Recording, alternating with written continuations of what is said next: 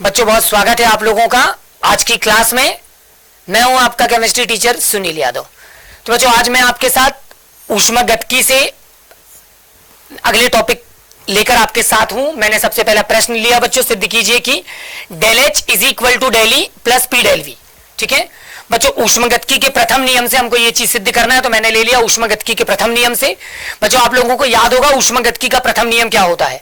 मैंने आपको बताया था कि ऊर्जा और ऊष्मा को ना तो उत्पन्न किया जा सकता है ना ही इसे नष्ट किया जा सकता है। बच्चों ऊष्मा या ऊर्जा के रूप को एक रूप से दूसरे रूप में केवल परिवर्तित किया जा सकता है, यही ऊष्मागतिकी का प्रथम नियम है। बच्चों हमने इसके आधार पर हमको मिलेगा del E is equal to Q plus W. बच्चों यहां पर कार्य प्रसार का जो व्यंजक होता है वो होता है W is equal to minus P del V. ऊष्मागतिकी के इस व्यंजक में डब्ल्यू के स्थान पर हम ये वैल्यू रख देंगे, तो हमारा जो गलती रूप होगा वो इस तरह से हो जाएगा W del E is equal to Q minus P del V. बच्चों एंथैल्पी परिवर्तन का व्यंजक लगा दिया del H is equal to del E plus P del V. Finally बच्चों मैंने यहां पर डेल ई का जो गणनात्मक मान है वो आपके सामने लाया, तो ये जो वैल्यू होगी अब हम इसकी वैल्यू यहां पे रख देंगे, और जैसे वैल्यू रखेंगे तो बच्चों एक value P del V negative और एक पी डेल वी पॉजिटिव हो जाएगा, इससे ये वैल्यू कैंसिल हो जाएगी। तो फाइनली डेल एच के इक्वल में केवल आपको क्या मिलेगा, क्यू मिलेगा। बच्चों आपको याद रखना कि ये पूरा जो व्यंजक है वो हमने स्थिर दाब पर ज्ञात किया होता है, और इसीलिए हमको यहां पर मिलता है del H is equal to Q P. ठीक है, तो इसके आधार पर बच्चों हम ये कहते हैं कि जो स्थिर दाब पर एंथैल्पी में जो परिवर्तन है वो उत्पन्न या अवशोषित ऊष्मा के तुल्य होता है। ये हमको सिद्ध करने के लिए दिया हुआ था। हमको यहां पर ये प्रश्न पूरा लेना था, del H is equal to Q P, ये बच्चों हमको होना था सिद्ध करने के लिए। ठीक है, और हमने इसको स्टार्ट किया था ऊष्मागतिकी के प्रथम नियम से, और इसी चीज को इस तरह से भी प्रूफ करने के लिए एग्जाम में आता है, तो वो जब इस तरह से आएगा बच्चों तो उसको फिर आप यहां इस स्टेप पर ही छोड़ देंगे। ठीक है बच्चों, ये जो प्रश्न है बहुत ही महत्वपूर्ण प्रश्नों में से एक है, अच्छी तरह से इसका अध्ययन कीजिएगा और तैयार करिएगा। अगला प्रश्न बच्चों मैंने ले रखा है, स्थिर दाब व स्थिर ताप पर सिद्ध कीजिए कि del G is equal to del H minus T del S. बच्चों ये गिब्स हेल्महोल्ट्ज समीकरण है मुक्त ऊर्जा के लिए। ठीक है ना, तो यहां पर सबसे पहले मैंने मुक्त ऊर्जा की परिभाषा लगा दी, किसी तंत्र से प्राप्त ऊर्जा की वह मात्रा। बच्चों किसी तंत्र से प्राप्त ऊर्जा की वह मात्रा जिसे उपयोगी कार्य में लाया जा सके, जिसे उपयोगी कार्य में लाया जा सके, तंत्र की क्या कहलाएगी बच्चों, मुक्त ऊर्जा कहलाएगी। बहुत अच्छी तरह से समझिए, मैंने आपको मुक्त ऊर्जा के बारे में बताया। मुक्त ऊर्जा क्या है, तो बच्चों किसी तंत्र से प्राप्त ऊर्जा की वह मात्रा जिसे उपयोगी कार्य में लाया जा सके, ठीक है, उस तंत्र की मुक्त ऊर्जा कहलाती है।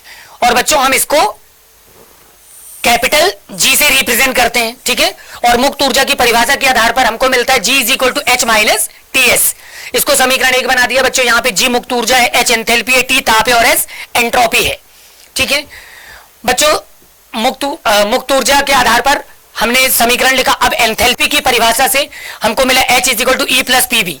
समीकरण एक व समीकरण दो की जब हम तुलना करेंगे तो बच्चों एच का मान हम ये पूरा समीकरण में रख देंगे, तो G is equal to E plus P B minus T S हमको समीकरण तीन के रूप में प्राप्त हो जाएगा। बच्चों समीकरण तीन का जैसे ही आप परिवर्तन लेंगे, यानी जब आप इसका डेल स्वरूप लेंगे, तो del G is equal to del E plus del P V minus del T S. बच्चों यहां पर इसको सॉल्व करेंगे तो del E is equal to P del V del P minus T del S S del T.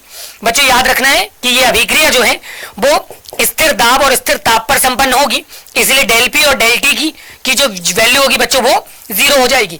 तो इस समीकरण में आप यहाँ पे डेल टी और डेल पी इनकी जो वैल्यू है इन मान रखकर इनको सॉल्व करेंगे। बच्चों जैसे ही आप ये वैल्यू रख देंगे, इक्वेशन हो जाएगा del G is equal to del E plus P del V minus T del S. ये हमारा समीकरण तीन बन जाएगा। बच्चों एंथैल्पी परिवर्तन लगा देंगे तो del H is equal to del E plus P del V होता है। तो यहाँ पे बच्चों हम del E plus P del V की वैल्यू डेल एच के फॉर्म में रख देंगे, और इस तरह से हमको एक समीकरण मिलेगा del G is equal to del H minus T del S, और ये हमारा कहलाता है बच्चों गिब्स हेल्महोल्ट्ज समीकरण या मुक्त ऊर्जा का परिवर्तन के रूप में समीकरण। बच्चों ये भी एक महत्वपूर्ण इक्वेशन है जो काफी बार एग्जाम में पूछा गया, परीक्षा की दृष्टि से महत्वपूर्ण है। बच्चों इसके अलावा मैंने प्रश्न क्रमांक 3 भी लिया हुआ है, संभवन ऊष्मा किसे कहते हैं। इसके लिए कुछ उदाहरण लेना है। तो बच्चों संभवन ऊष्मा उसकी डेफिनेशन और परिभाषा क्या है? स्थिर दाब पर किसी यौगिक के एक मोल को उसके अवयवी तत्वों से बनने में जितनी भी ऊष्मा क्या होगी बच्चों?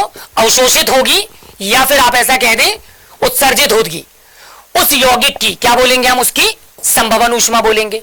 ठीक है, ये उसकी संभवन ऊष्मा कहलाएगी। उदाहरण के तौर पर अगर आप देखेंगे बच्चों, तो जैसे कि मैंने कार्बन और हाइड्रोजन को अभिकृत करके एक मोल मीथेन का निर्माण किया, तो एक मोल मीथेन को बनाने के लिए हमने देखा del H is equal to -21 kilo calorie ऊष्मा या तो लगी होगी या तो उससे उत्सर्जित हुई होगी। तो ये क्या कहलाएगी बच्चों? उसकी संभवन ऊष्मा कहलाएगी।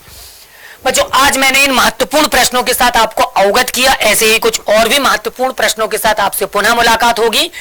बच्चों, परीक्षाएं जो हैं आपकी बहुत नजदीक हैं, तो इन सभी प्रश्नों का आप लोग बहुत अच्छी तरह से अध्ययन कीजिए और अपनी तैयारी जोरों पर रखिए। तब तक के लिए अपना ख्याल रखिए।